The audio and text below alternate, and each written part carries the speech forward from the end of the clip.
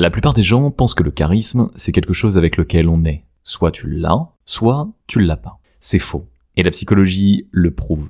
Il existe des mécanismes précis, des raccourcis mentaux, que ton cerveau et celui des autres suivent automatiquement, chaque jour, sans que personne ne t'en ait jamais parlé. Des chercheurs les étudient depuis des décennies. Les meilleurs négociateurs, les leaders les plus influents, les gens que l'on appelle naturellement charismatiques, ils les utilisent, consciemment ou pas. Dans cette vidéo, je vais t'en donner 6. On les appelle les cheat codes de la vraie vie, et une fois que tu les connais, tu ne peux plus ne pas les voir. L'effet du prénom. Le plus simple de toute la liste, et pourtant presque personne ne l'utilise vraiment. Voilà ce qui se passe dans le cerveau de quelqu'un quand tu prononces son prénom. Les chercheurs ont scanné le cerveau de personnes en IRMF, imagerie cérébrale, et ils ont découvert quelque chose de fascinant. Entendre son propre prénom active des zones du cerveau liées à la conscience de soi. Autrement dit, quand tu dis le prénom de quelqu'un, tu le fais exister dans sa propre tête plus intensément. C'est pour ça que les meilleurs vendeurs, les grands politiciens, les gens qu'on dit impossible à ne pas aimer, ils utilisent tous ton prénom. Pas tout le temps, pas de façon robotique, juste au bon moment. Et c'est ça la prochaine fois. Dans une conversation, glisse le prénom de la personne une fois au début, une fois au milieu et une fois à la fin. 3 fois, c'est tout. Et observe comment la dynamique change, comment la personne s'investit davantage, te regarde différemment, se souvient de toi. Et ce n'est pas nouveau. Il y a presque 100 ans, un homme du nom de Dale Carnegie, un auteur américain considéré comme l'un des pères fondateurs du développement personnel moderne, a écrit un livre qui s'appelle « Comment se faire des amis ». Ce livre s'est vendu à plus de 30 millions d'exemplaires. C'est l'un des livres les plus lus de l'histoire humaine, et l'un de ses principes numéro 1, retenir et utiliser le prénom de quelqu'un, c'est lui dire sans mots « tu comptes pour moi ». Il avait compris ça sans scanner cérébral, sans laboratoire, juste par l'observation des gens. La neuroscience moderne lui a donné raison. Ton prénom, c'est le son le plus doux que tu puisses entendre. Utilise celui des autres. Bien, maintenant que tu sais comment activer l'intention de quelqu'un avec 3 mots, laisse-moi te montrer comment faire en sorte qu'il t'apprécie. Et la méthode va complètement t'étonner, parce que l'instinct de tout le monde va dans le mauvais sens. L'effet Ben Franklin. Celui-là va te sembler complètement contre-intuitif. Mais c'est précisément pour ça que ça marche. Voilà ce que la plupart des gens croient. Si tu rends service à quelqu'un, cette personne va t'apprécier davantage. Logique. Tu lui as fait quelque chose de bien, elle t'en est reconnaissante. Mais la psychologie dit quelque chose de bien plus surprenant. C'est l'inverse qui est encore plus puissant. Si quelqu'un te rend service à toi, c'est lui qui va t'apprécier davantage. Oui. Celui qui donne la faveur finit par apprécier plus celui qui la reçoit. Pas l'inverse. C'est ce qu'on appelle l'effet Ben Franklin. Et pour comprendre d'où ça vient, il faut remonter au XVIIIe siècle. Benjamin Franklin était l'un des pères fondateurs des États-Unis, diplomate, inventeur, philosophe, l'homme qui a prouvé que la foudre est une forme d'électricité avec son célèbre cerf-volant. Un génie, littéralement. Mais ce qui nous intéresse ici, c'est qu'il était aussi un observateur extraordinaire du comportement humain. Un jour, il avait un rival politique, quelqu'un qui ne l'aimait pas, qui lui mettait des bâtons dans les roues.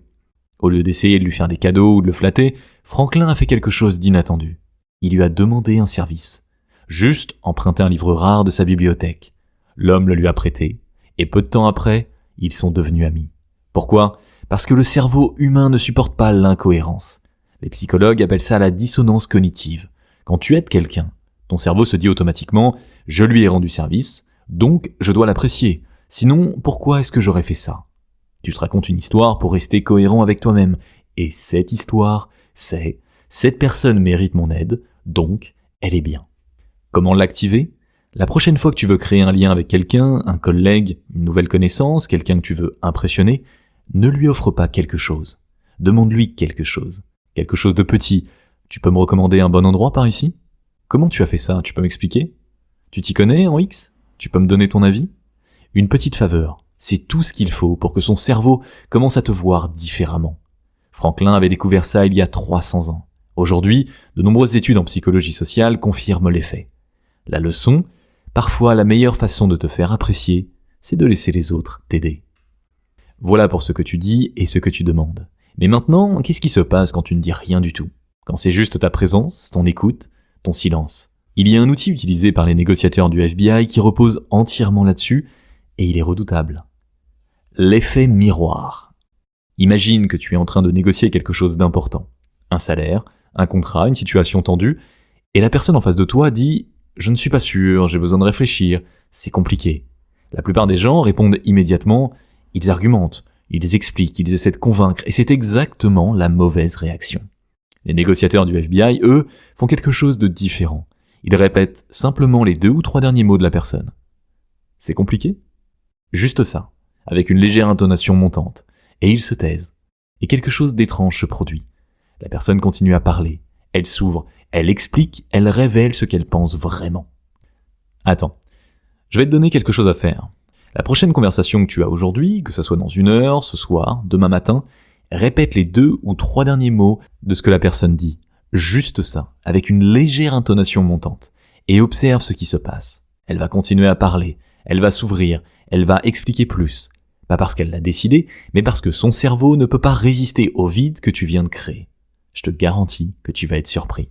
C'est l'effet miroir, et ça marche parce que notre cerveau est câblé pour ça depuis des millions d'années.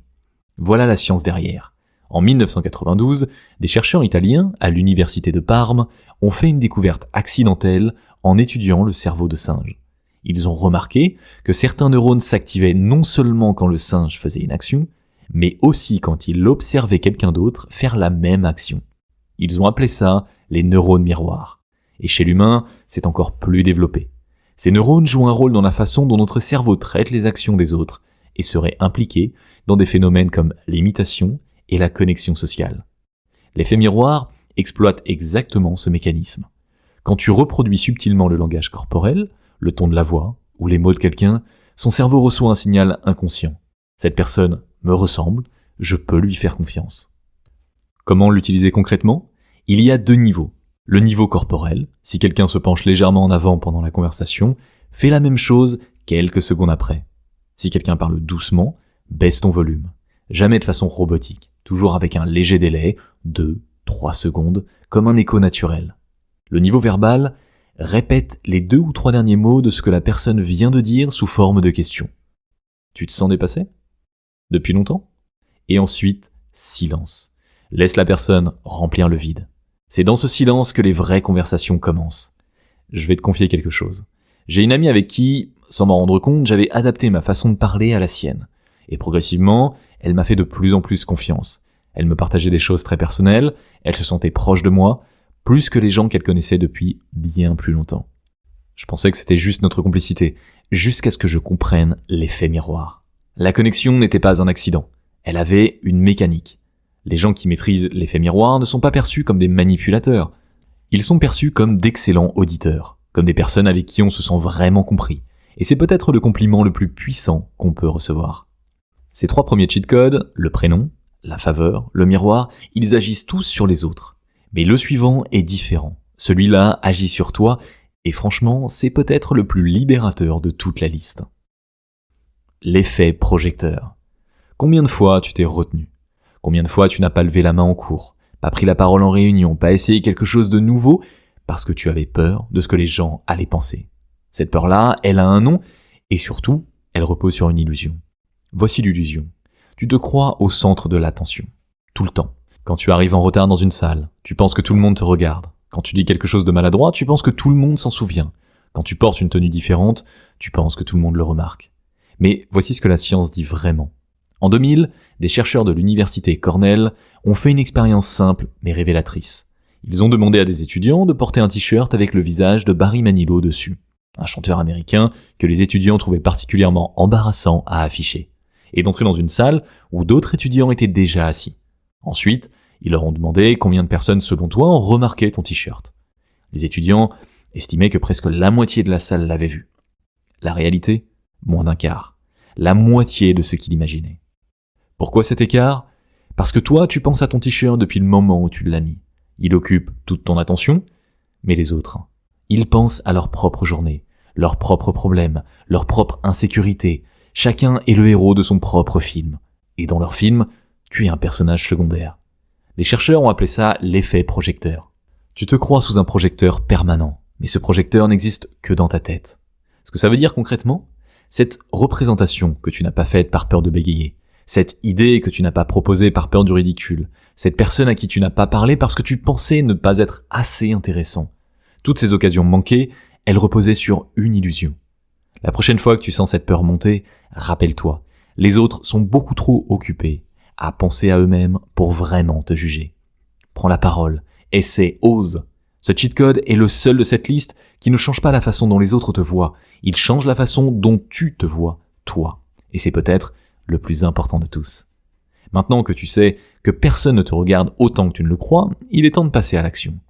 Et quand tu veux convaincre quelqu'un de faire quelque chose, il y a une erreur que presque tout le monde fait. Une étude des années 60 l'a prouvé de façon spectaculaire. Le pied dans la porte.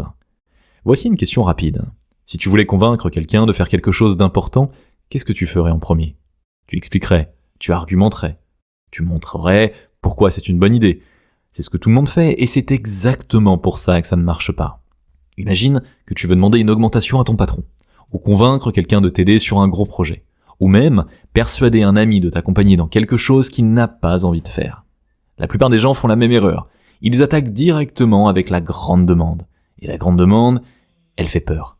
Elle demande un effort, elle demande un engagement, et le réflexe naturel du cerveau face à quelque chose de grand et l'inconnu, c'est de dire non. Mais il existe une technique qui contourne complètement ce réflexe. On l'appelle le pied dans la porte. Et elle repose sur un principe simple, commence toujours par une toute petite demande avant d'arriver à la vraie. En 1966, 2 psychologues américains de l'université Stanford ont mené une expérience qui allait changer la façon dont on comprend la persuasion. Ils ont envoyé des chercheurs frapper aux portes de maisons dans un quartier résidentiel californien. Leur demande, installer un énorme panneau dans le jardin, laid, encombrant, visible de la rue, pour promouvoir la sécurité routière. Comme tu peux l'imaginer, la grande majorité des gens a refusé. Mais dans un autre groupe de maisons, les chercheurs avaient d'abord frappé 2 semaines plus tôt avec une demande minuscule. Juste installer un petit panneau sur la fenêtre. Rien de plus. Presque tout le monde avait dit oui. Et quand ils sont revenus 2 semaines plus tard avec la demande du grand panneau, 76% de ces mêmes personnes ont accepté, contre moins de 20% dans le groupe sans petite demande préalable. Pourquoi ce résultat fou ? Parce que quand tu dis oui à quelque chose, même quelque chose de minuscule, ton cerveau met à jour ton image de toi-même. Je suis quelqu'un qui soutient cette cause. Et une fois que cette identité est en place, tu veux rester cohérent avec elle. C'est notre besoin profond de rester aligné avec l'image qu'on a de nous-mêmes. Comment l'utiliser dans ta vie de tous les jours ? Au travail, avant de proposer ton grand projet. Demande d'abord un petit avis informel. Tu aurais 5 minutes pour me donner ton retour sur quelque chose ? Une fois que ton patron ou ton collègue a investi même 5 minutes, il est dans la porte. Dans une relation, avant de proposer un grand engagement, commence par une petite sortie sans pression. Un café, une balade, le oui au petit crée le chemin vers le oui au grand. Le pied dans la porte, une technique vieille de 60 ans, testée, prouvée et redoutablement efficace. La prochaine fois que tu veux un grand oui, commence par demander un petit oui. 5 cheat codes, et on n'a encore parlé que des mots, de demandes, de psychologie mentale. Mais il reste une dernière couche, et c'est probablement la plus puissante de toutes, parce qu'elle agit avant même que tu ouvres la bouche. La maîtrise du langage corporel. Tu rentres dans une salle de réunion. 2 personnes sont assises, la première est avachie sur sa chaise, les épaules rentrées, les bras croisés, le regard fuyant. La deuxième est droite, les épaules ouvertes, les mains posées sur la table, le regard calme et direct. Laquelle des deux te semble la plus compétente, la plus fiable, la plus intéressante à écouter ? Tu viens de répondre en moins d'1 seconde, sans connaître leur nom, sans entendre un seul mot de leur bouche. C'est ça, le langage corporel. Et c'est pour ça que c'est le cheat code le plus puissant de cette liste. Les chercheurs en communication s'accordent sur un point fondamental. Dans une interaction humaine, une grande partie du message que tu envoies ne passe pas par tes mots. Il passe par ta posture, tes gestes, ton regard, ton ton de voix. Les mots que tu choisis ne sont que la surface. Le corps, lui, parle en dessous, et souvent plus fort. Il y a 4 éléments clés à maîtriser. Le premier, c'est la posture ouverte. Épaules en arrière, torse ouvert, tête droite. Évite les bras croisés autant que possible. Dans la plupart des contextes, ils peuvent envoyer un signal de fermeture ou de défense, même quand tu ne t'en rends pas compte. Une posture ouverte dit aux autres « je n'ai rien à cacher, je suis là, je suis disponible » et curieusement, elle te dit aussi ça à toi-même. Fais ça maintenant, vraiment, pendant que tu regardes cette vidéo. Redresse-toi, épaules en arrière, tête droite, tu viens de changer quelque chose dans ton cerveau. Pas métaphoriquement, littéralement, et on va voir comment dans 10 secondes. Le deuxième, c'est ce qu'on appelle le power pose. En 2012, une chercheuse de Harvard du nom d'Amy Cuddy a présenté lors d'un TED Talk, qui est devenu l'un des plus regardés de l'histoire avec plus de 60 millions de vues, une idée fascinante. Tenir une posture de puissance pendant 2 minutes avant une situation stressante. Debout, mains sur les hanches, espace occupé, comme Superman ou Wonder Woman, peut modifier ton état mental. Des recherches suggèrent que ça influence la façon dont tu te sens, plus confiant, moins stressé, et quand tu te sens différent à l'intérieur, ça se voit à l'extérieur. 2 minutes, seul dans les toilettes avant ton entretien, ton rendez-vous, ta présentation. Personne ne te voit, mais ton cerveau, lui, il l'enregistre. Le troisième élément, c'est le hochement de tête lent. Quand quelqu'un te parle, hocher la tête lentement, pas rapidement comme si tu voulais que ça finisse, mais lentement, avec intention, envoie un signal puissant. Je t'écoute vraiment, ce que tu dis compte. C'est l'un des gestes les plus simples pour faire sentir à quelqu'un qu'il est entendu. Le quatrième élément, et celui-là surprend toujours, les mains visibles. Montrer ses mains dans une conversation est un signal inconscient d'honnêteté et d'ouverture. Les experts en communication non verbale s'accordent là-dessus. Quand tes mains sont cachées, sous la table, dans tes poches, derrière ton dos, ça peut créer subtilement un léger inconfort chez ton interlocuteur, même sans raison consciente. Garde tes mains visibles, gesticule naturellement quand tu parles, et maintenant, un bonus que peu de gens connaissent. Maintenant, voilà le conseil le plus important de ce chapitre. N'essaie pas de tout appliquer en même temps. Choisis un seul élément, cette semaine, la posture, juste ça, et observe vraiment. Vraiment, observe comment la réaction des gens autour de toi change. Alors, voilà ma vraie question pour toi. Celle que je veux que tu mettes en commentaire. Lequel de ces 6 cheat codes tu n'avais jamais entendu avant aujourd'hui? Et lequel tu penses utiliser dès cette semaine? 2 questions, une réponse, je lis chaque commentaire. À très vite.